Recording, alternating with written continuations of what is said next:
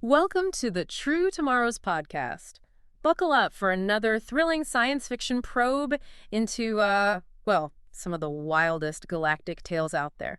From the realm of flash fiction, this week you guys have brought us not one, but two incredible stories, and we're going to dive deep and unpack all the cosmic chaos within them. Forget those dry summaries. We're talking blockbuster potential here. So, where do we even begin with these? Well, we've had a pretty fascinating pair of flash fiction stories lined up, I think. The first one kind of throws us right into a classic space pirate setup, but It's this really wild spectral twist. And the second one sort of explores the mind-bending possibility of this reality-altering machine. Okay, yeah, I see that. So, like, both stories are dealing with just Immense power, right? Exactly. Immense power and the individuals who are suddenly forced to confront it. I like it. Okay, so the first source we'll call Spectral Encounters. And it kicks off with ghost ship hustle. Right away, we're just dropped right into this classic space pirate scene. Captain Zara and her crew aboard the Abyss Walker. They stumble upon what Old Sparks is calling a ghost ship. He seems pretty terrified of it. What'd you think about that initial encounter? Well, I think it's really interesting how the story starts with Zara's point of view. She's very grounded, almost cynical, you could say. Yeah. She's focused on the loot, right? Myths, she calls them. Right. But even she can't totally shake this feeling of this ancient and hungry energy once they dock with this thing. Okay, so there's something more to this than just stories. Yeah, it makes you wonder, is it just Sparks being scared, or is there something genuinely supernatural happening here in this otherwise very familiar scenario? I see. So is it just a mind game, or is there something more to it? I guess we'll find out. But then it doesn't take too long for that potential score to kind of take a backseat, because they find the valuable tech they're expecting, enough to set them up pretty well. But then they discover this mysterious, star-touched girl deep in the hold of the ship, and then she hits them with this immediate prophetic warning. Thieves of the void, you have touched what should not be touched. Like, talk about rewriting the whole situation. What struck you about her when she was introduced? Well, the sensory details, the way she's described, shimmering skin, void-like eyes filled with the echo of the cosmos. Oh, wow. It's clear right away. This isn't just some random captive they found. Right. And that prophecy, well, it's a pretty familiar thing in science fiction. It's delivered with this real urgency. That tastes what would have been a simple heist gone wrong and elevates the stakes. Suddenly, this is a much bigger deal. Yeah. Possibly cosmically significant even. What do they touch? What are the consequences going to be? I have no idea. Yeah. That question just hangs in the air. It sure does. But then, as if they didn't have enough to deal with already with this mysterious passenger, Yeah. the spectral ship itself, it comes alive, but not in a mechanical way. Right. It starts to moan like the moan of 1,000 restless souls, even bleeds starlight, then manifests these skeletal figures. Benny freaks out. We gotta go. This ain't loot. It's a curse. I mean, he's right. Yeah. It's not looking good. And then their own ship, the Abyss Walker, it's trapped. Oh, no. What does that tell us about what they've encountered? Well, I think the fact that the ship is alive, Right. that suggests we're dealing with something that's way beyond just technology, even a normal understanding of ghosts or something. Right. Like hints at this powerful entity, maybe even sentient, something bound to the vessel itself. And when the Abyss Walker gets trapped, that shows us just how powerless these pirates have become. They went into this with a plan, expecting to be in control. And now they're completely at the mercy of this ancient unknown force. Yeah. And Benny's fear, that's a reflection of, what you're probably feeling listening to this. Like they stumbled into something way deeper and more dangerous than they ever imagined. Way over their heads. Yeah. Then things ramp up even more to like a universe-altering scale. When they start mentioning these forces gathering, drawn to the ghost ship and the Sorceress's power. So Zara confronts the girl, demands to know who she is and who's coming for them. And the girl, she gives this cryptic reply, says she holds the key to remaking the stars, and mentions all these different factions that are hungry for the raw stuff of creation. Well, I mean, when you hear that phrase, the raw stuff of creation, what kind of power level are we talking about here? I think the raw stuff of creation, that suggests something that's fundamental to existence. Like the building blocks of the universe. Yeah. Maybe primordial energy, the building blocks of matter, maybe even something that came before the universe as we know it. Oh. And the fact that all these different groups are interested in it, Yeah. that implies a power source with just unimaginable potential. something that could reshape reality itself. So this is bigger than just pirates now. Much bigger. It's like Yeah. this cosmic power struggle Mm-hmm. with stakes that are impossible to calculate. Yeah. It makes you think about the motivations of these groups. Are they trying to create, destroy, or just control this ultimate power? Big questions, yeah. So what about Zara? She's an outlaw, probably mostly looking out for herself, but Right. she refuses to be a pawn in this bigger game. Right. She rallies her crew, Sparks, Benny, the others, and she's determined to pull off what she calls the biggest heist the universe ain't ever seen. That's ambitious. It is. So you've got these down-on-their-luck pirates going up against these universe-shaping forces. And the excerpt ends with the suggestion that all the wars of the past are about to be overshadowed by the chaos that Zara and her crew are going to unleash. What do you make of that? Well, it's classic underdog stuff, but it's done really well here, I think. These are people who have always had to fight to survive outside the rules. Her refusal to be a victim, even when she's up against these cosmic sources, that's powerful. It is. That idea that their little hustle could be bigger than ancient wars, that suggests a huge shift in power, driven not by empires or anything like that, but by a group of desperate outlaws with nothing left to lose. That's what makes it so interesting. It's the wild card factor. Yeah. Okay, so let's move on to the second flash fiction story. This one's called Thought Storm, and it takes us into the mental realms. Okay. This story is all about a reality-altering machine called the Mindweaver's Loom. And the whole concept is just mind-bending, a battle for control of this ultimate weapon, misfit psychics versus these power-hungry forces. What are your first thoughts on a machine that can weave thoughts into reality? I mean, the idea of a machine that can directly affect reality with thought, Yeah. it's fascinating. It touches on a lot of old ideas from philosophy and science fiction Yeah. about the power of the mind, the nature of consciousness. It raises questions about free will, about the potential for creation and destruction, and who gets to decide what's real. Yeah. It's an idea with so much potential. For sure.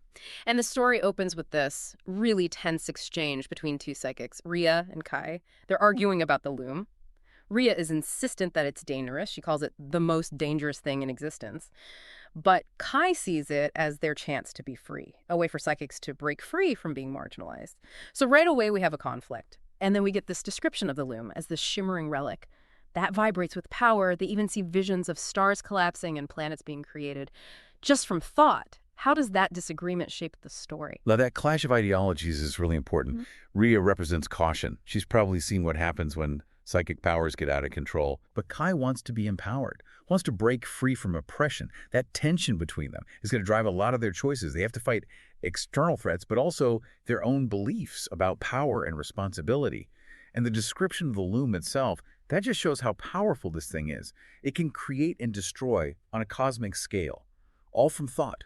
Wow. Okay, so they're hiding out when suddenly the council's enforcers show up, these emotionless soldiers, led by this commander. You can tell just by reading his mind, he's barely suppressing his violence. They demand the loom. And the commander says psychics aren't fit to wield it. He says, it is not for your kind to wield. That really makes Kai defiant. It shows how much they're persecuted. What's this interaction tell us about their society? It shows us this is a world where psychic abilities are feared, controlled by the authorities. That comment from the commander, it's dehumanizing.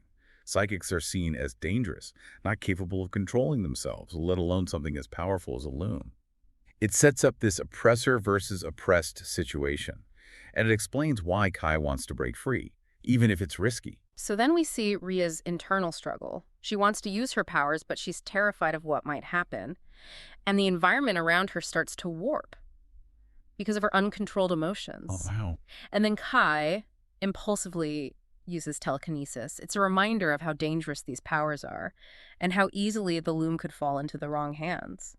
How does Rhea's struggle add to the tension of the situation? Well, I think it shows how hard it is to control that kind of power, especially when it's tied to your emotions. Her fear of losing control and the fact that it's warping the environment, that just shows how much responsibility comes with psychic abilities and how easily things could go wrong. It makes their job of protecting the loom even more difficult, because they're not just fighting external threats, but also their own internal struggles. Right, yeah, and Kai's actions make it even worse. Just shows how volatile and unpredictable things are. But then, just when it seems like everything is falling apart, Zeno shows up. He's the oldest member of their psychic collective, and we're told, the most feared. And as soon as he arrives, there's this moment of calm. It's like he can control the chaos. He tells Rhea and Kai to escape through a fractured portal in the fabric of thought itself, which is a pretty surreal image. Yes. They manage to get away with the loom. It's described as this throbbing weight, like it's alive. What's the significance of Zeno's intervention in that escape route? Well, Zeno represents control. He's a figure of authority within the psychic community, someone who can handle the situation. And that fractured portal in the fabric of thought, that's an incredible idea. It suggests they can manipulate the very structure of reality with their minds. So they're escaping through their thoughts. In a way, yeah. And they escape with the loom, which is this throbbing weight. Like you said, it emphasizes how real it is, how much responsibility they now have. It's like they're carrying the hopes and feels of their entire community with them. It's more than just a machine. Right, exactly. But their escape doesn't last long. They soon realize the threat is bigger than they thought. It's not just the council. It's this powerful corporation with almost unlimited resources. Their desire for control is overwhelming. This isn't just a small fight anymore. How does this change things? It adds a whole new level of complexity. Yeah. Now, it's not just about fighting a government. They're up against economic and military might.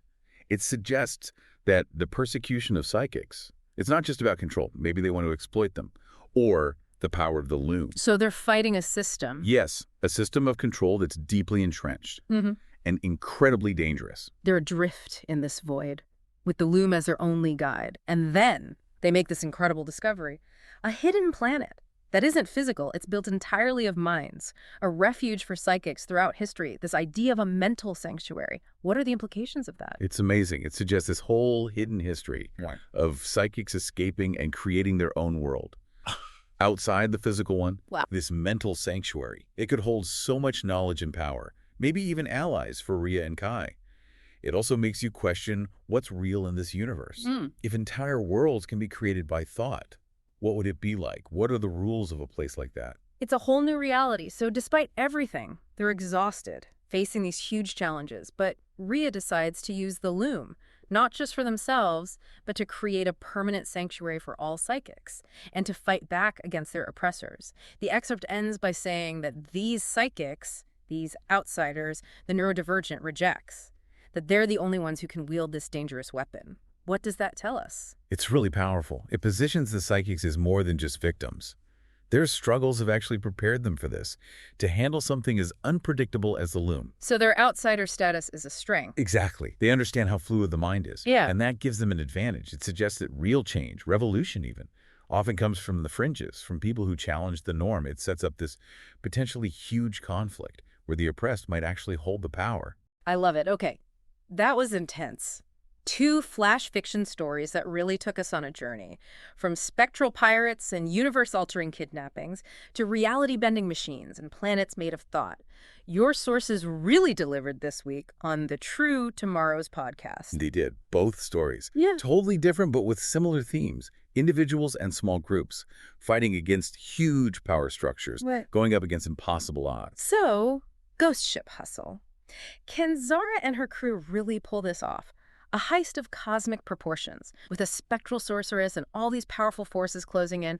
What exactly is this raw stuff of creation, and what do those factions want with it? It's pretty audacious to even try. It is. And the relationship between Zara and that mysterious girl, that's going to be interesting to see. You've got the pragmatic pirate captain and this almost otherworldly being. Who knows what will happen? Yeah. And that raw stuff of creation, the fact that all these groups are after it, that suggests something much bigger is going on, something that could affect the whole galaxy. And thought storm. The stakes are just as high. But the battle is happening in the mind, the very fabric of reality, the discovery of the Mindweaver's loom. That raises some huge questions about consciousness, power. What is reality anyway? Can Rhea and Kai create a safe haven for their people? And can they stand up to a corporation that can destroy planets? That mental planet. Just imagine what it's like there. This is a really cool concept, a world of thought. What would be possible? Would it truly be free? Or would there be new forms of control? And Rhea and Kai, can they succeed? They have to master the loom, but also their own internal conflicts. And they have to work together against a very powerful enemy. Both stories take us to different parts of the universe, explore different kinds of power. But they both deal with control, resistance, and what happens when people face the unknown. It's about the resilience of those on the margins, facing these huge forces, whether it's goons or corporations. And they both leave you with things to think about. What kind of power comes with the most responsibility? And how valuable is unconventional thinking when you're facing impossible challenges? We hope this science fiction probe has sparked your imagination, maybe given you a new way to look at stories. What resonated with you? What questions do you have about the characters? We encourage you to explore these themes. Maybe check out more flash fiction. It's a really cool world. Think about your own life. Where do you see power dynamics at play? And what about people on the fringes? How do they challenge those dynamics? Thanks for joining us for this week's science fiction probe on the True Tomorrows podcast. Rate and follow the show for more awesome journeys into the speculative. We'll see you next time for another mind-expanding dive into the world of flash fiction. See you then.